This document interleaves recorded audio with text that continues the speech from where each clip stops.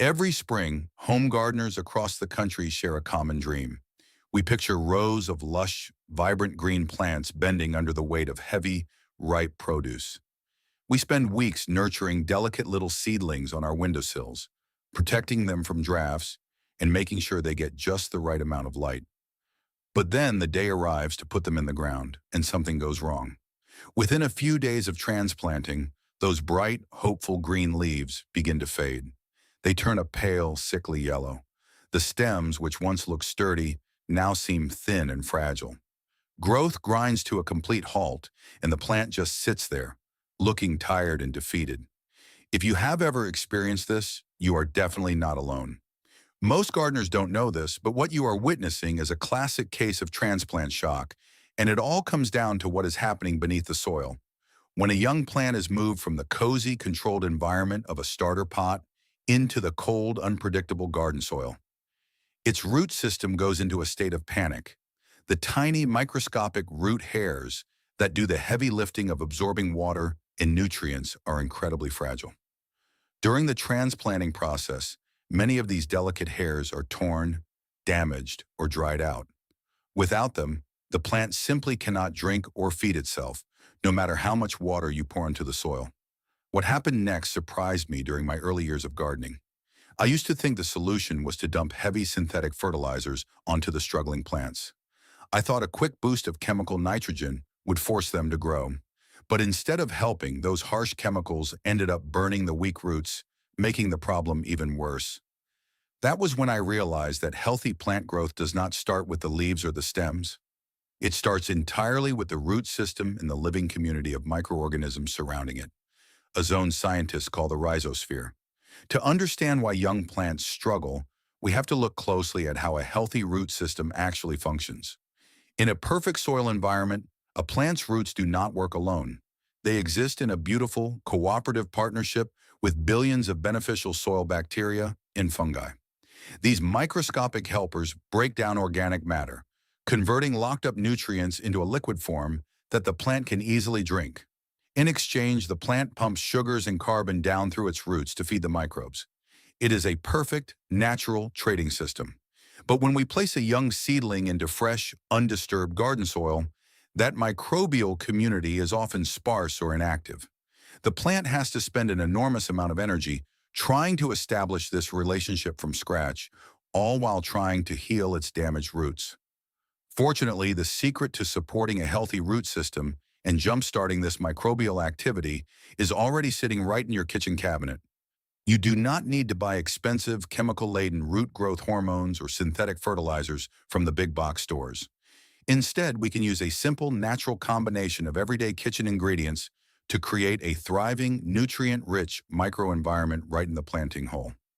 This method does not force the plant to grow with artificial chemicals. Instead, it gently coaxes the soil biology to life, creating a supportive safety net that protects and feeds the young roots from the very first second they touch the ground.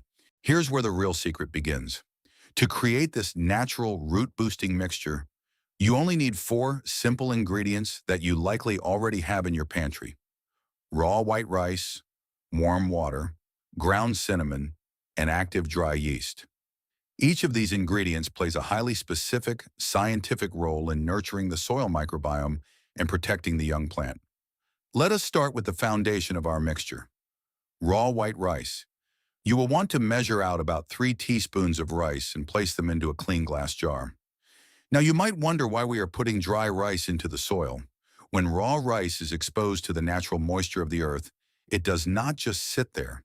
It slowly begins to break down, gradually releasing starch. In the world of soil microbiology, starch is pure gold. It serves as a rich, slow-release source of organic carbon.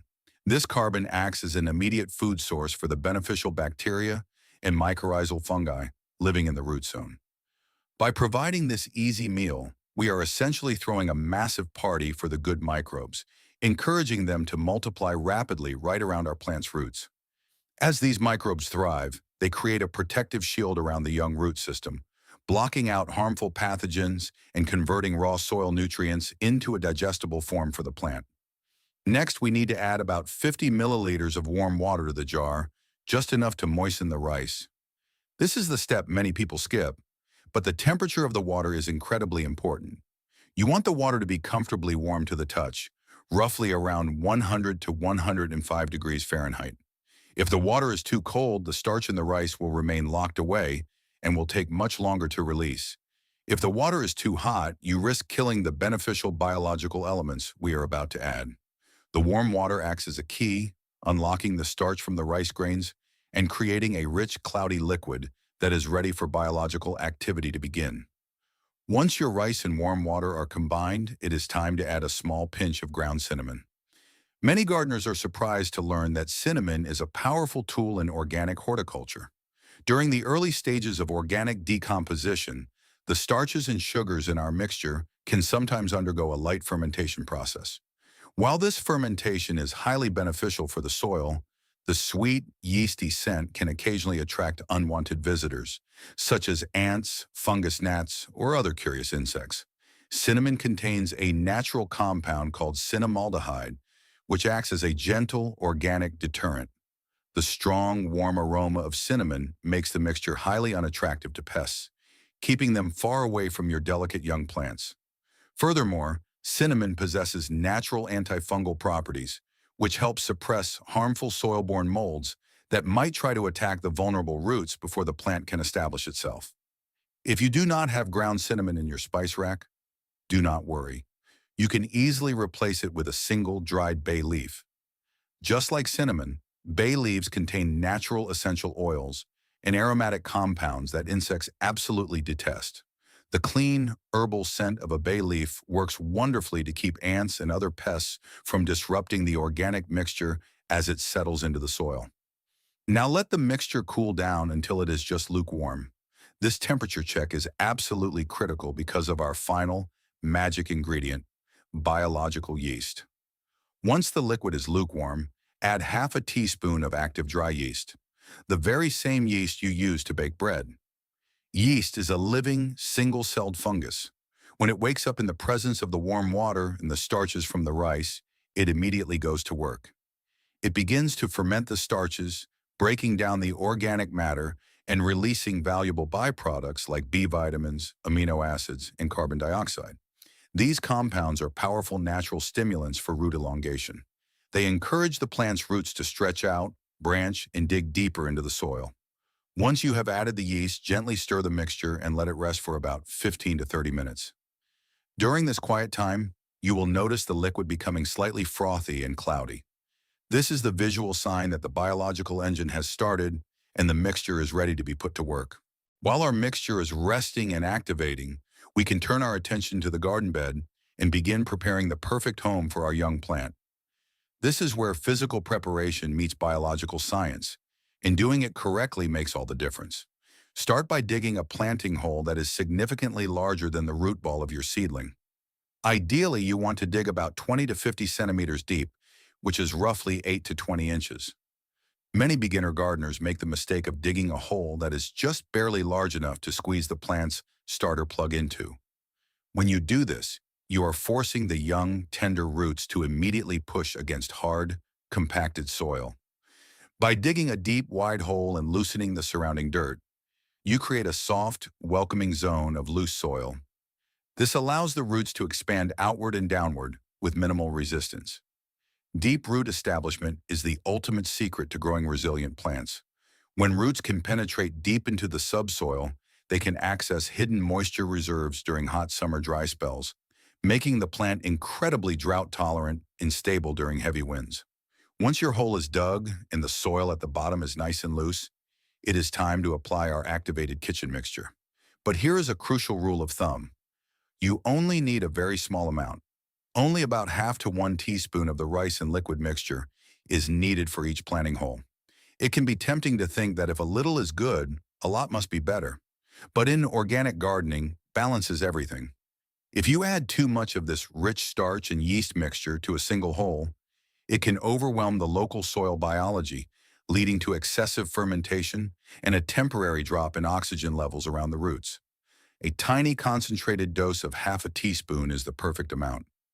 As this small pocket of rice slowly breaks down over the coming weeks, It creates a gentle, continuous pulse of organic nutrients and beneficial activity right where the new roots will grow. It acts as a localized biostimulant, encouraging the roots to search out and wrap around this active microbial zone. Before you place your young plant into the hole, there is one critical step you must not skip.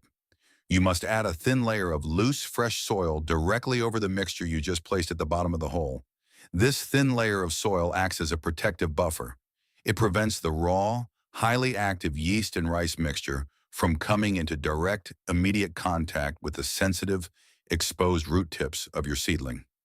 This buffer zone allows the biological activity to settle down and integrate with the surrounding soil minerals, ensuring that by the time the plant's roots grow down into that zone, the environment is perfectly balanced, stable, and incredibly nutrient-rich.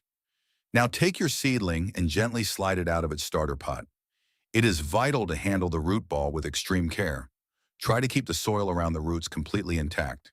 If you shake or tear the root ball, you will break the tiny root hairs and cause unnecessary stress to the plant.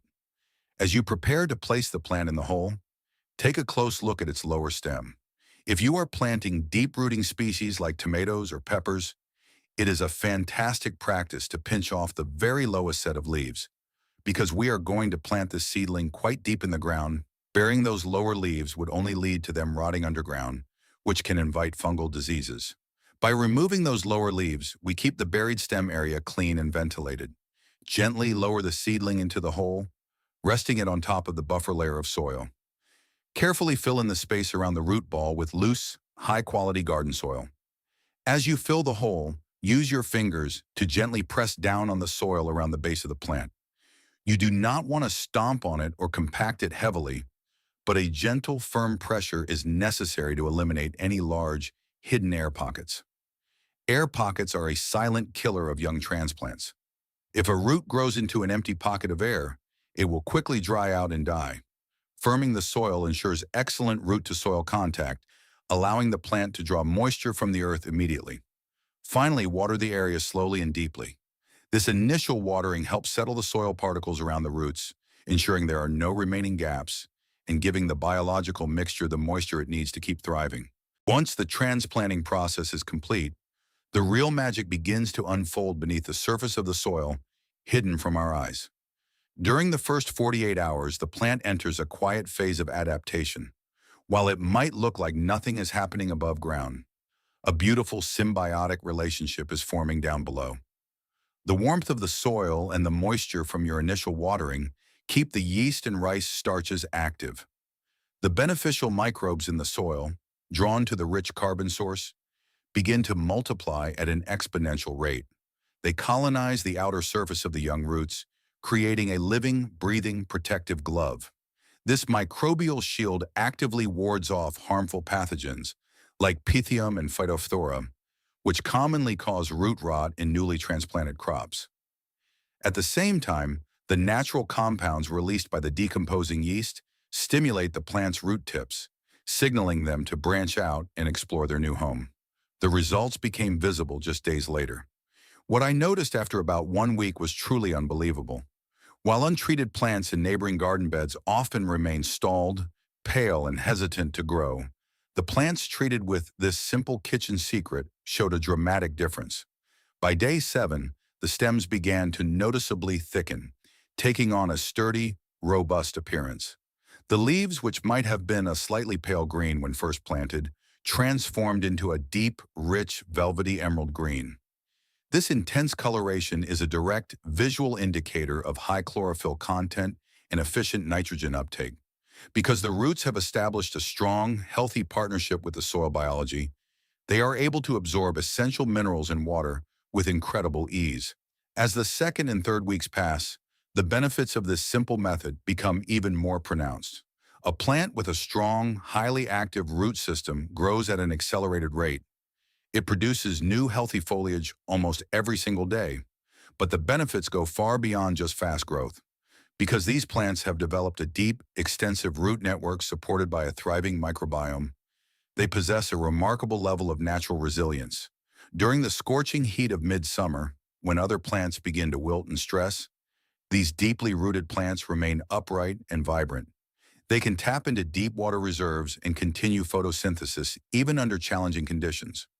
Furthermore, because they are absorbing nutrients so efficiently, their natural immune systems are incredibly strong, making them far less susceptible to common garden pests and diseases.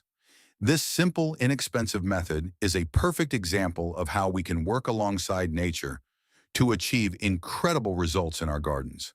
By understanding the basic science of soil biology and using simple organic ingredients from our kitchens, we can give our plants the absolute best start in life without ever relying on harsh chemical inputs.